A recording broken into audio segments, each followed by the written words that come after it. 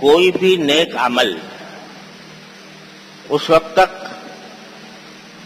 अजर व सवाब का मुस्तहिक नहीं होता जब तक कि उसमें इंसान ने अल्लाह तबारक व तआला को राजी करने की नीयत न की।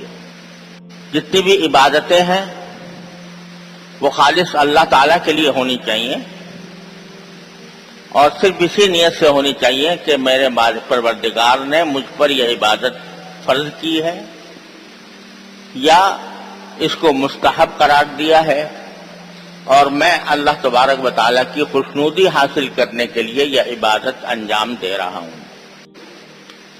जो कुछ भी आदमी नेक अमल करे वो सिर्फ अल्लाह के लिए करे।